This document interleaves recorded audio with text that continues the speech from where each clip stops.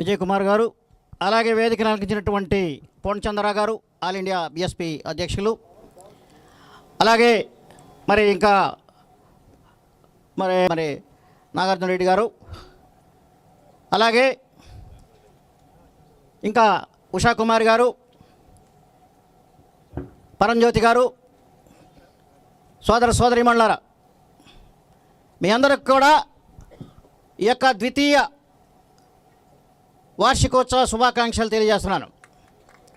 Congratulations to all, including president of this party.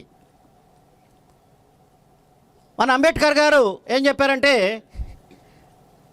Last rights are never regain by mere begging but by relentless struggle only అని చెప్తున్నారు. అంటే కోల్పోయినటువంటి హక్కుల్ని బిచ్చమెత్తడం ద్వారా, బ్రతికలాడటం ద్వారా మనం సాధించుకోలేము. నిరంతరమైనటువంటి పోరాటాల ద్వారా మాత్రమే మన హక్కులను మనం సాధించుకుంటాం అనేటువంటిది అంబేద్కర్ గారు ఇచ్చినటువంటి సందేశం. ఇవాళ అంబేద్కర్ గారు ఈ రాజ్యాంగం రాశారు. ఈ రాజ్యాంగానికి ఇవాళ తూట్లు పొడుస్తున్నారు. భారతదేశంలో రాజ్యాంగవాదులకి మనువాదులకి మధ్యలో నిరంతరమైన పోరాటం జరుగుతుంది. ఇవాళ రాజ్యాంగం విఫలమయ్యే పరిస్థితి తీసుకురావాలని చెప్పి చూస్తున్నారు. రాజ్యాంగం లేకపోతే దళితులు, బలహీన వర్గాలు, మైనారిటీలు, మరి అలాగే ఇతర అణగారిన వర్గాలన్నీ కూడా మరి హక్కులను కోల్పోయే ప్రమాదం ఉంది. ఎందుకంటే ఈ రాజ్యాంగంలో ప్రతి ఒక్కరికి హక్కు ఇచ్చారు. ప్రాథమిక హక్కులు, అలాగే ఆదేశిక సూత్రాలు, మరి జీవించే హక్కు, మరి ఆస్తి హక్కు, చదువుకునే హక్కు, మరి ఇలాంటివన్నీ కూడా ఉన్నాయి. ఇవాళ ఏం జరుగుతుంది? ఇవాళ రాజ్యాంగంలో 14 సంవత్సరాల వరకు నిర్బంధ ఉచిత విద్య అని చెప్పి రాజ్యాంగం చెబుతుంటే, ఇవాళ ఎల్కేజీ సీటుకి లక్షలు వసూలు చేసేటటువంటి ప్రైవేట్ స్కూళ్ళల్లో ప్రజలు నలిగిపోయి వాళ్ళ యొక్క మొత్తం ఆస్తుల్ని వాళ్ళకే దారపోసేటటువంటి పరిస్థితుల్లో ఇవాళ ప్రజలు మరి ఇవాళ మోసపోతున్నారు. ఇవాళ రాజ్యాంగ హక్కులు కోల్పోతున్నారు. కానీ వాటిని మనం కాపాడుకోవాల్సిన అవసరం ఎంతైనా ఉంది. ఇవాళ ఆంధ్రప్రదేశ్లో ముఖ్యంగా 2 కుల కుటుంబ పార్టీలు మాత్రమే ప్రధానమైన పాత్ర పోషిస్తున్నాయి. 2 కులాలు, 2 కుటుంబాల మధ్యన మాత్రమే ఆధిపత్య పోరు సాగుతుంది. కానీ తతిమా కులాలన్నీ కూడా వాళ్ళకి ఏ రకమైనటువంటి పాత్ర, మరి ఏ రకమైనటువంటి ప్రాముఖ్యత ఈ పార్టీల్లో లేదనేటువంటిది సుస్పష్టంగా కనపడుతుంది. కానీ మనం చేయాల్సింది ఏంటంటే, విజయ్ కుమార్ గారిని అభినందించాలి ఇవాళ. ఎందుకంటే ఒక బృహత్తరమైనటువంటి బాధ్యతను ఆయన భుజాల మీద తీసుకున్నాడు. ఒక పార్టీకి ఆయన మరి శ్రీకారం చుట్టే 2 సంవత్సరాల నుంచి నడుపుతూ పాదయాత్ర చేసి ఈ దేశంలో దళిత, బడుగు, బలహీన వర్గాలు రాజ్యాధికారంలోకి రావాలి, వాళ్ళ హక్కులు కాపాడాలి, వాళ్ళ జీవితంలో మార్పు తీసుకురావాలి అనేటువంటి ఉద్దేశంతో, ఆ సంకల్పంతో ఏదైతే చేశాడో ఆయనకి నా యొక్క ప్రత్యేకమైనటువంటి అభినందనలు తెలియజేస్తున్నాను.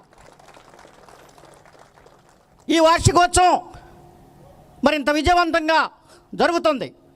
దీనికి మరి మీరందరూ కూడా తరలి రావటం మరి ఎంతో మరి సంతోషించదగినటువంటి విషయం.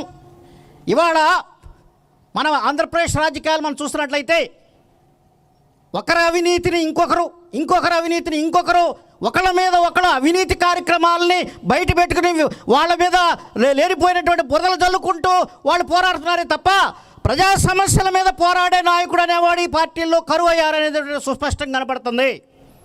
కాబట్టి ఇవాళ వాళ్ళందరూ కూడా ముఖ్యంగా బలహీన వర్గాలు, బీసీలు నష్టపోతున్నారు.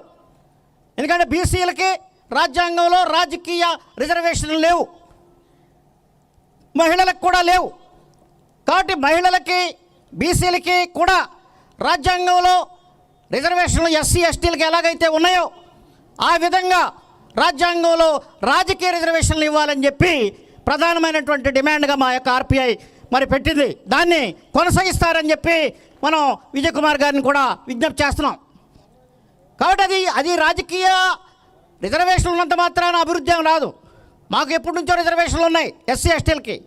కానీ వాళ్ళ పార్టీలకి బానిసలుగా ఉండే నాయకులను తయారు చేసి వాళ్ళకి ఏ రకమైనటువంటి హక్కులు లేకుండా చేసి, అధికారం లేకుండా చేసి, ఆధిపత్యం లేకుండా చేసి, నోళ్ళు నొక్కేసి వాళ్ళు కూర్చోబెట్టి మూలన చేస్తున్నటువంటి రాజకీయ వ్యవస్థనే మనం చూస్తున్నాం తప్ప, ఇవాళ ప్రశ్నిస్తే బయటికి పోండి అంటారు.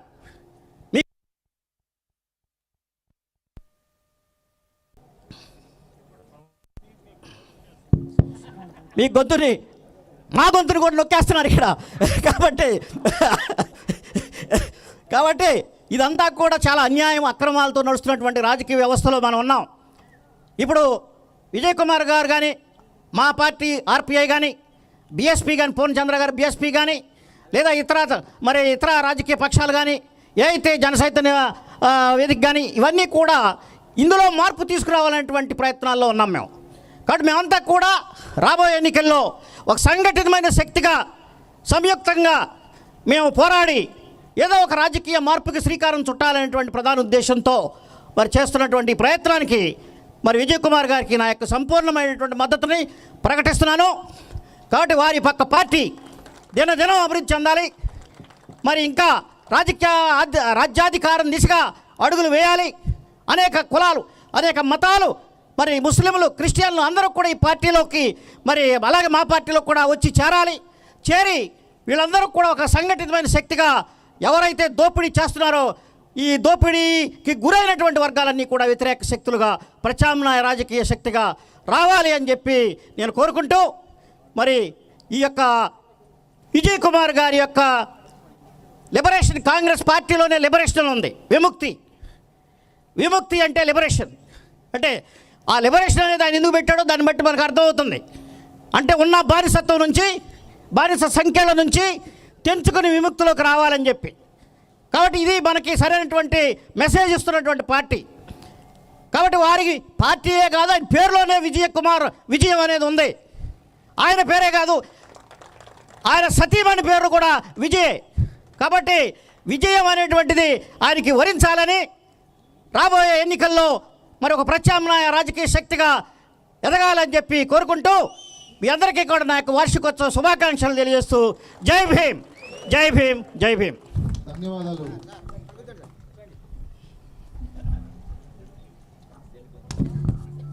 ఇప్పుడు మరొక అతిథి PTM Shivprasad, general secretary of VC